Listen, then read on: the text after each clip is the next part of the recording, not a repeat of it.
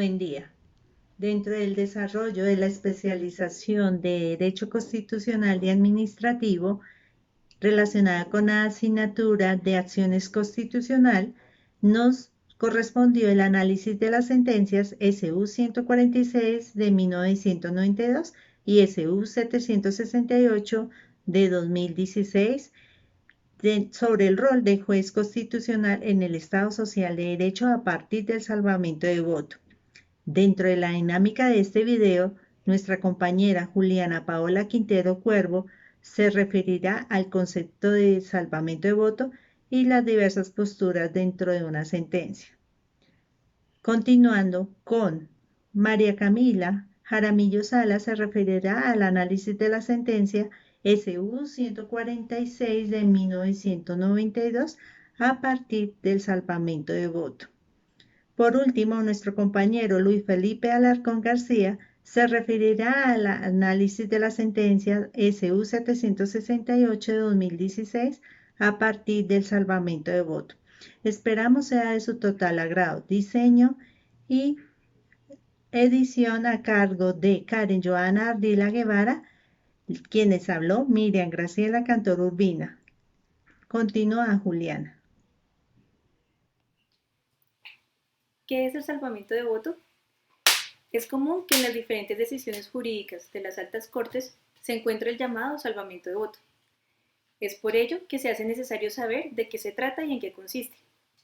El salvamento de voto es una figura jurídica por la cual una minoría de magistrados se aparta de la decisión que haya tomado la mayoría sobre el tema que se esté tratando en la sentencia. La Corte Constitucional de Colombia, en su auto 293 de 2016, menciona que este es el documento en el cual los magistrados consignan sus posiciones jurídicas respecto de la providencia o de la sentencia de lo que se está diciendo.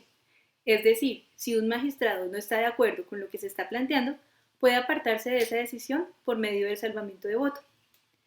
Este salvamento de voto por el cual el magistrado se aparta debe argumentarse de manera sólida, extensa y bien hecha, en la cual se demuestre cuál es la razón por la que se está apartando de lo que otros dicen.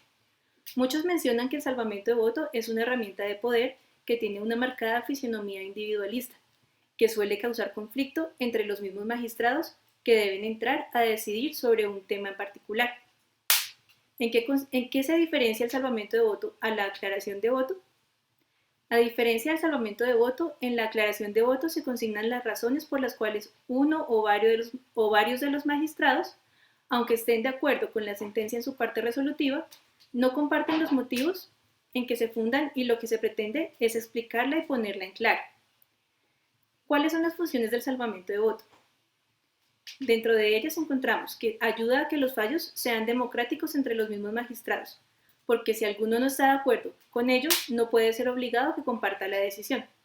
Entonces le da la opción al magistrado de apartarse de la argumentación de los demás y explicar el porqué de modo tal que sea algo democrático.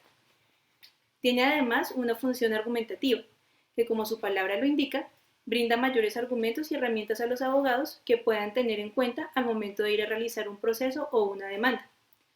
Tiene también una función de hacer ver que el derecho no tiene una única respuesta. También encontramos clases o tipos de salvamento de voto. En Colombia se pueden encontrar principalmente dos: el voto parcial y el voto total. El salvamento de voto parcial es una figura en la cual el magistrado que se aparta de la decisión tomada lo hace de manera parcial, es decir, solo se aparta de la misma, no de su totalidad. El salvamento de voto total se menciona simplemente como salvamento de voto. Es cuando el magistrado no comparte la totalidad de la sentencia o la totalidad de la decisión tomada por la mayoría. En conclusión, se puede decir que esta figura es una contraargumentación de la tesis que conforma la sentencia, de forma tal que quien propone el salvamento de voto se aparta de la misma, ya sea de forma total o parcial, y este a su vez debe ser argumentado y sustentado correctamente.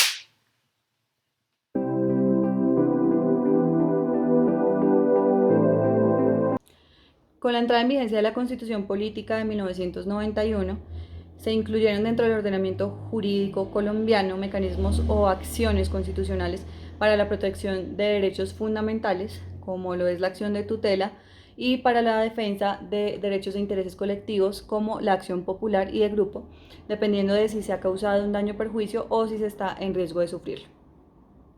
Para el caso que nos ocupa, se impetra acción de tutela invocando la protección de los derechos a la atención de la salud y el saneamiento ambiental, a gozar de un ambiente sano y a la salud pública, contemplados en los artículos 49, 79 y 88 de la norma superior, presuntamente vulnerados por las empresas públicas de Cartagena al poner en funcionamiento un alcantarillado inconcluso, ocasionando el desbordamiento de aguas negras y condiciones insalubres en 2 vecindarios.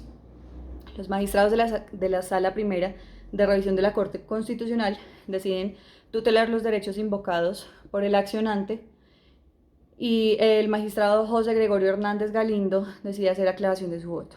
Si bien es cierto que el mecanismo idóneo para la protección de los derechos e intereses colectivos relacionados con la salubridad pública, el ambiente, entre otros, es el relativo a las acciones populares, y que los mismos no deberían ser objeto de acciones de tutela, teniendo en cuenta que esta última está destinada específicamente a la protección de derechos fundamentales, él decide votar favorablemente la ponencia, por cuanto se trata de una acción de tutela usada como un mecanismo preventivo o transitorio para evitar un perjuicio irremediable, lo cual está autorizado de modo expreso por el artículo 6 del numeral 3 del decreto 2591 de 1991, tomando en consideración el peligro que afrontan derechos fundamentales como la vida y la salud de los habitantes de estos dos vecindarios, de estas zonas afectadas.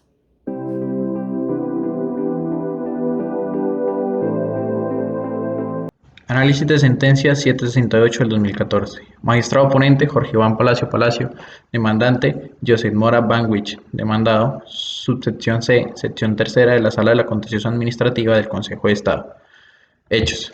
El ciudadano belga Joseph Mora Banwich, con su llegada al puerto de Buenaventura, Colombia, a bordo de un barco de bandera hondureña, en diciembre de 1991 transportaba un cargamento de harina de pescado, para lo cual esperaba fuera un paso transitorio por el país. Los primeros días de su arribo se vieron expuestos a un sinnúmero de infortunios, incluidas demandas laborales, productos de una supuesta acción desleal del capitán del barco, una investigación penal, la prohibición de salir del país, varios hurtos, uno de los cuales casi cobra su vida. Y lo más grave, un largo proceso de embargo sobre su embarcación, el Sector. Cúmulo de situaciones que finalmente concluyeron en la desaparición del barco.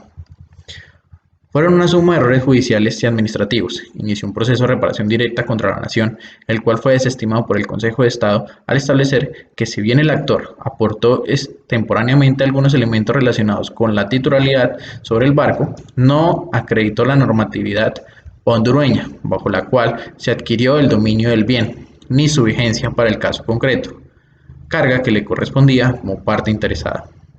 2 décadas después, el señor José Banwich Mora manifiesta que su estabilidad emocional, familiar, económica está gravemente comprometida por la desaparición del único patrimonio que tenía para subsistir.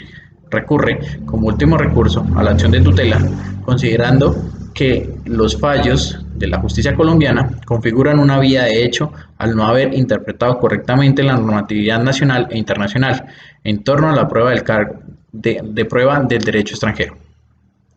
Al haber omitido valorar las pruebas debidamente aportadas al proceso que atestiguaban su propiedad sobre el sector.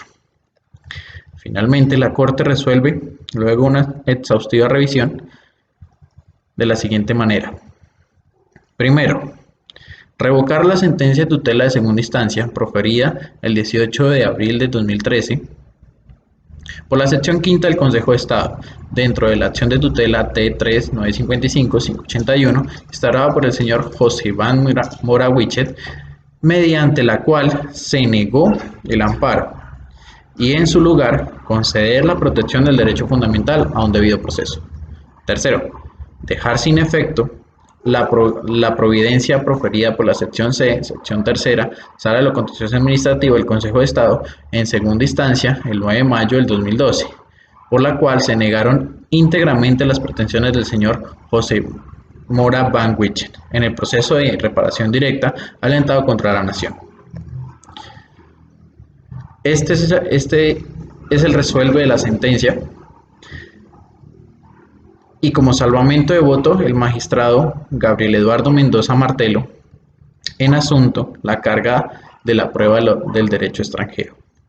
En sus argumentos, manifiesta que no desconoce las vicisitudes que sufrió el actor, pero lo que no resulta tan claro es que ellas hubiesen impedido durante varios años gestiones con miras a lograr probar el derecho hondureño.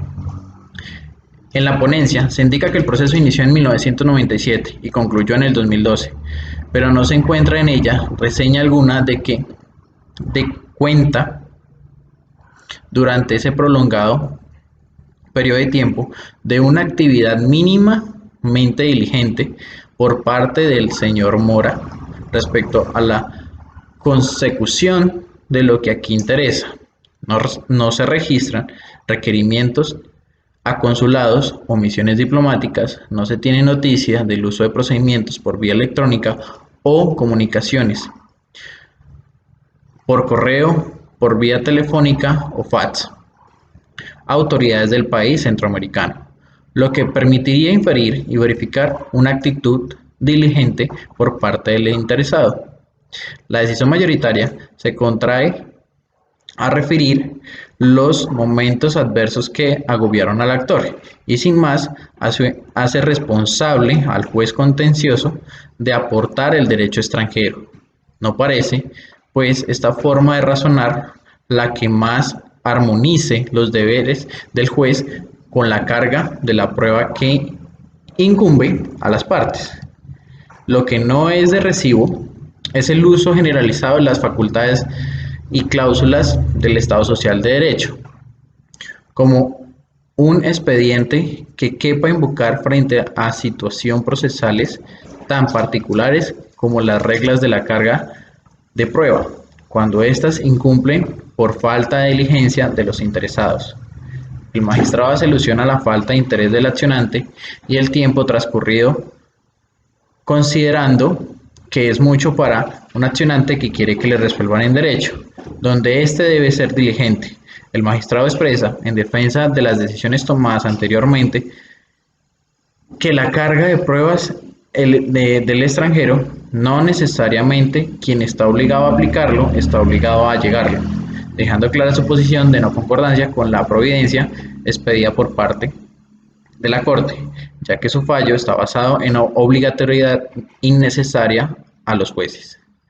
Este es el salvamento de voto que presenta el magistrado Gabriel Eduardo Mendoza Martelo, y así finalmente se da el análisis de la sentencia 768 del 2014.